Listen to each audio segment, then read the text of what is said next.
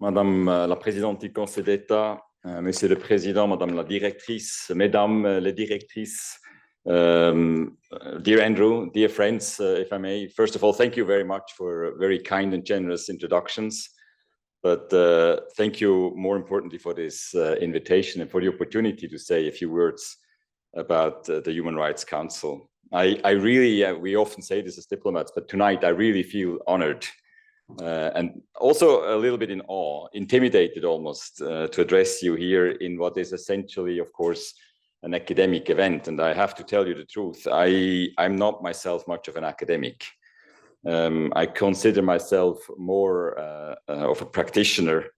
Now, given the state of the world, I don't want to talk about the trenches of multilateral diplomacy, but you get the picture.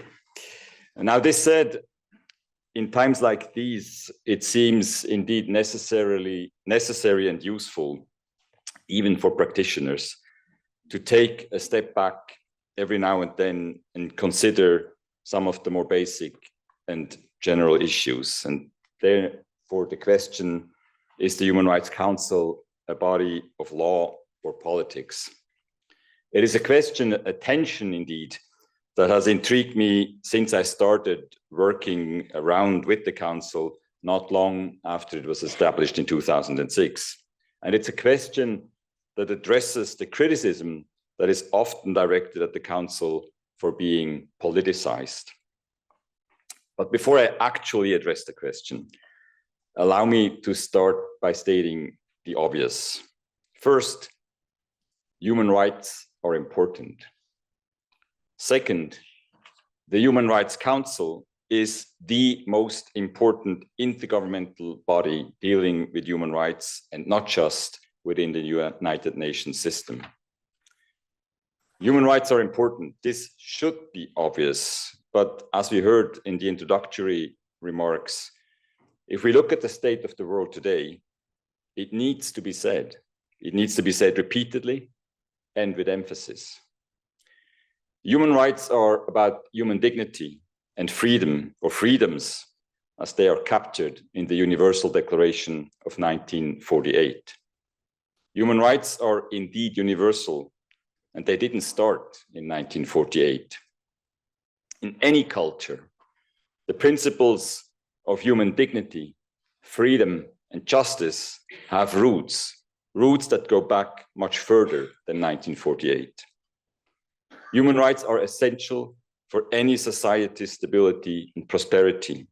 We have seen time and again what happens when that truth is neglected. Beyond the national level, human rights are indispensable for peace between nations, and for global, economic, social, and sustainable development. I cannot at this point quote once again, as I do very often, the former Secretary General of the United Nations, Kofi Annan, who famously said, "There is no peace without development, there is no development without peace, and there is no peace and no development without human rights." Now, the states, by and large, agree on this premise. In fact, they reaffirmed it in the Pact for the Future adopted by the United Nations Summit for the Future last September in New York. Because they do, they have created an architecture of norms and institutions to define and protect human rights on national, regional, and international levels. The Human Rights Council is a key pillar of that architecture.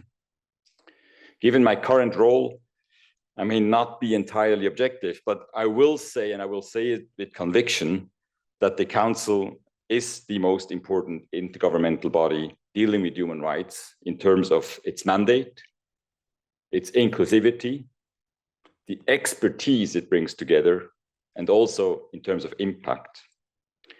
Now, this is not going to be a general lecture on multilateralism and Human Rights Council. We don't have that much time this evening, so I will stop here, but I'll be happy to answer any questions on the quality of the Human Rights Council later on. So back to the actual question. Is that most important intergovernmental body dealing with human rights, the UN Human Rights Council, is it a body of law or a body of politics? I believe you find elements of both in the Council's mandate and in its practice. As a reminder, the mandate includes 1, the promotion of human rights worldwide, 2, the prevention of and response to human rights violations, 3, the support of states in fulfilling their human rights obligations. As far as the promotion of human rights is concerned, the Council assumes, among others, a normative role. The Human Rights Council, it was mentioned before, does not have legislative or treaty-making power. Its decisions are not legally binding. However, since its creation, and like the Human Rights Commission before it, the Council has made recommendations to the UN General Assembly for the further development of international law in the field of human rights. Let me give you a few examples. The optional protocol to the International Covenant on Economic, Social, and Cultural Rights, and the third optional protocol to the Child Rights Convention. Both provide for individual communications under established treaties after the Council determined that such mechanisms were important to improve the implementation of the treaties. They were negotiated by the Human Rights Council through dedicated, open-ended working groups, yes, sort of workshops, as you mentioned, and later adopted by the UN General Assembly, and they apply to individual states after their ratification. Then there is the Declaration of the Rights of Indigenous Peoples, adopted in 2007 after more than 2 decades of negotiations. It has changed the way indigenous peoples are considered nationally and internationally. It is the most comprehensive instrument detailing the rights of indigenous peoples, both individual and collective. Like the optional protocols, this declaration was negotiated by the Human Rights Council and later adopted by the UN General Assembly. Declarations are not legally binding, again, but still do have some normative value. I might call them soft law, but please don't quote me. I don't want to get into trouble, so I'm not going to do it. There is another example of the same category, the Declaration on Human Rights Education and Training, adopted in 2011. It places human rights education, and this really should appeal to you, of course, and training, it places human rights education and training at the center of our efforts to realize all human rights for all. It defines human rights education and training as a lifelong process, which builds not only on human rights knowledge and skills, but also attitudes and behaviors which uphold human rights. To be honest, I also mentioned this particular example because at the time I had the honor to chair the working group, that workshop that led to the adoption of the declaration and then later through the General Assembly. And I remember some very lively discussions. I don't remember the details, but it was very lively for sure. And it engaged me very early on with the Council. Now, there are more processes ongoing of this normative kind. For instance, with regard to the right to development, private military and security companies, transnational corporations, and human rights. All of them will take more or much more time due to the wide divergence of views among states on these issues. With regard to the second pillar of the Council's mandate, the prevention of and response to human rights violations, the Council assumes a monitoring role. As I mentioned before, the Human Rights Council cannot take legally binding decisions. It does not have the power to impose norms or to sanction their violations. However, the Council does have a number of instruments at its disposal which allow for systematic monitoring of potential or actual human rights violations. There is, of course, and Andrew Clapham mentioned it, the Universal Periodic Review. The UPR is indeed widely recognized as one, if not the most important instrument of the Council. Every member state of the United Nations undergoes the review roughly every 4.5 years. Switzerland's 4th UPR took place in January 2023. The government accepted 209 out of 317 recommendations, most of which on combating gender-based violence and increasing the representation of women in decision-making positions, on strengthening measures against hate speech and discrimination, including awareness raising on racial discrimination, as well as recommendations on the inclusion of people with disabilities. Now, let's be honest, none of us like to be criticized by others, and none of us like very much these recommendations. But I think they're necessary and they're helpful to make us see some blind patches. And also the whole UPR, probably the best value of it is the process and the preparation, where authorities on a wide range, and not just on the federal level, including in Switzerland, the cantons, have to prepare these reports and be aware what is maybe lacking in terms of human rights, but also how important human rights are. That much for the UPR. Then there are the so-called special procedures, special rapporteurs, experts, and working groups. They are independent human rights experts with mandates to report and advise on human rights from a thematic or country-specific perspective. They are, as we say, the eyes and the ears of the Council on the ground, as they spend much of their time traveling and meeting the actual right holders around the world. One of the oldest mandates in the special procedure system is the Working Group on Enforced or Involuntary Disappearances. Created in 1984, it unfortunately continues to be relevant to this day. Not knowing the fate of your family members and of loved ones takes a terrible toll on individuals and societies. It is complementary to the Convention on Enforced Disappearances, as it covers the whole world and also keeps track of unsolved individual cases. Another important mandate is the one on peaceful assembly and association. It was created in September 2010, a few months only before what we called the Arab Spring at the time. In combination with the mandate on human rights defenders, it has been instrumental in monitoring civil society space and drawing attention to the shrinking of that space.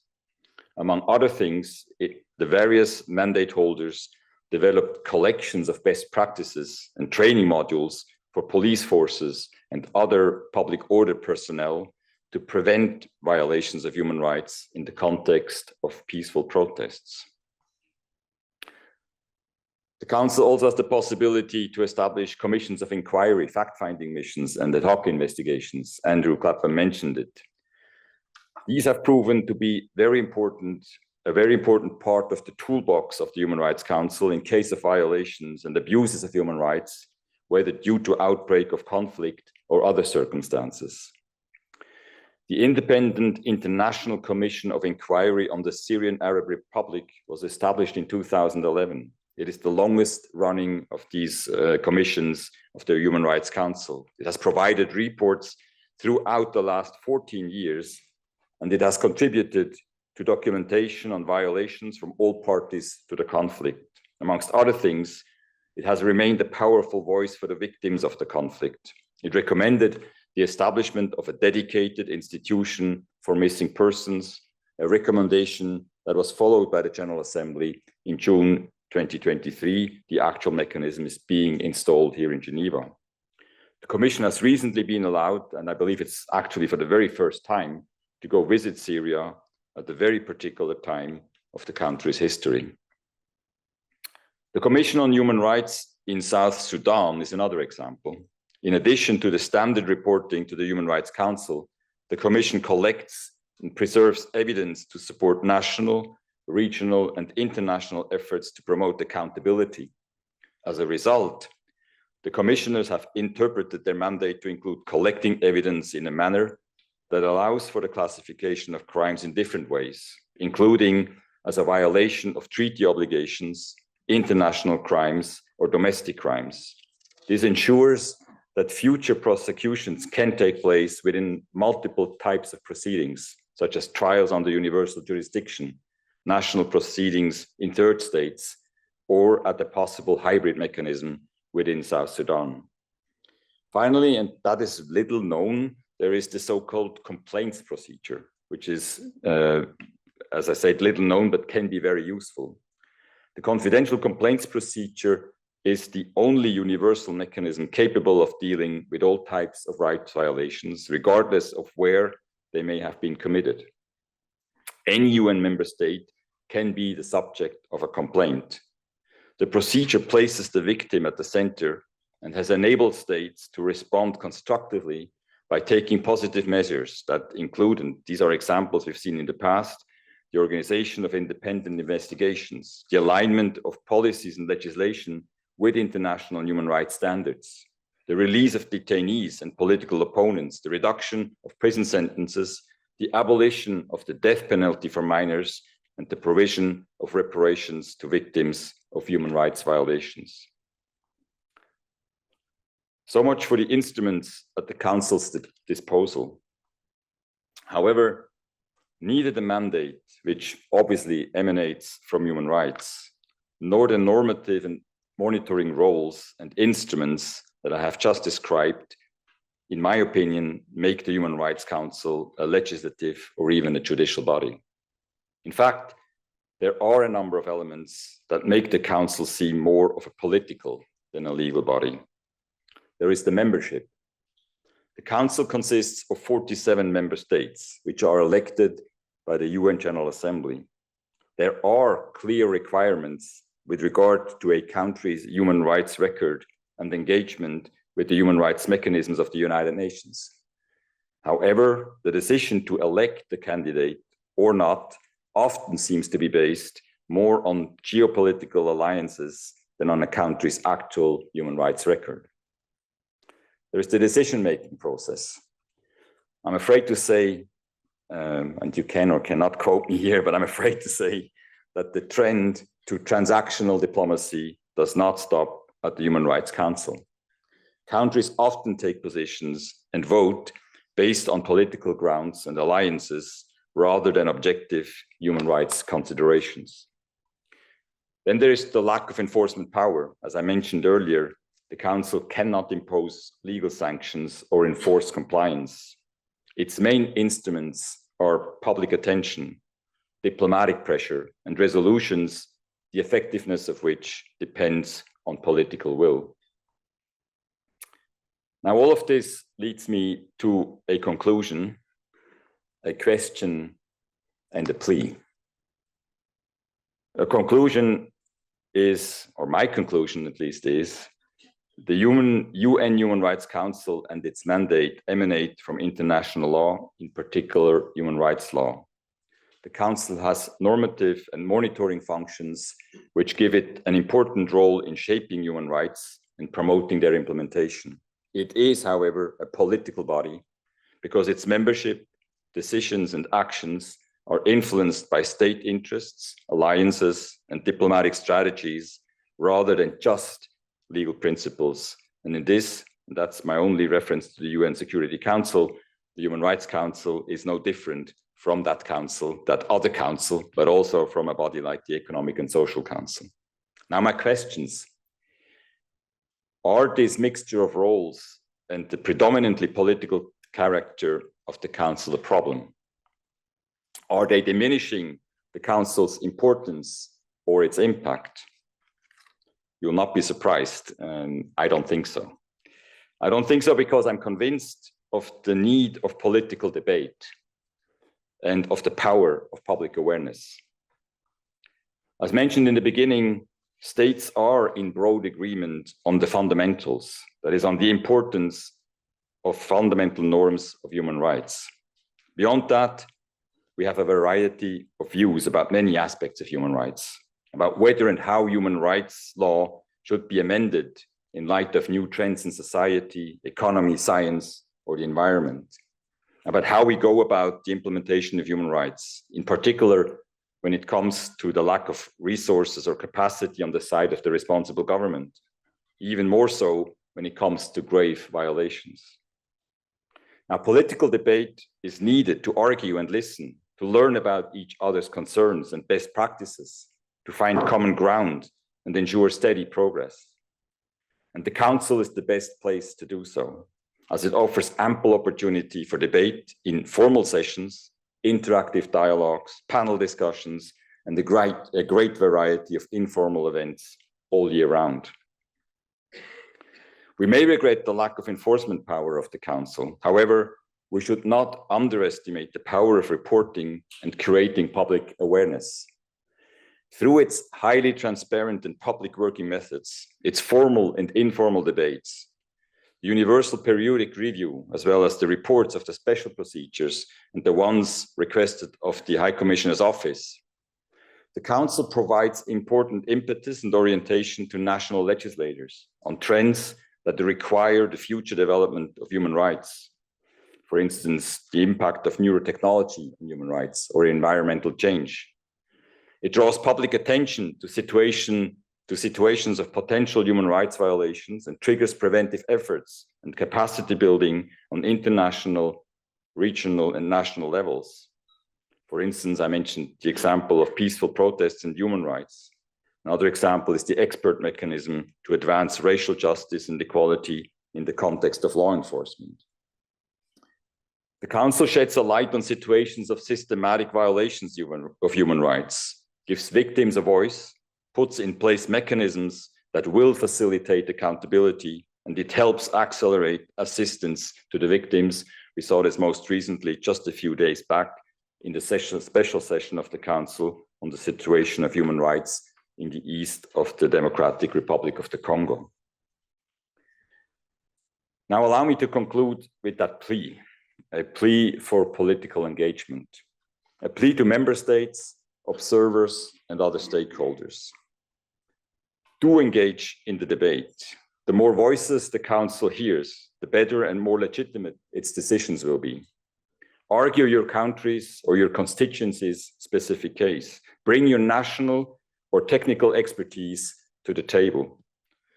Negotiate with conviction and determination, but do not forget that the mandate of the Council is about human rights, that we have a collective responsibility to the people whose human rights are at stake, and that consensus is not a zero-sum game. I also have a plea for the audience, in particular for the students in the room. I talked at the beginning of the Council's strength of inclusivity and participation. Indeed, the Council is unique among the bodies of the United Nations as it offers wide access and a broad range of participation to actors beyond governments.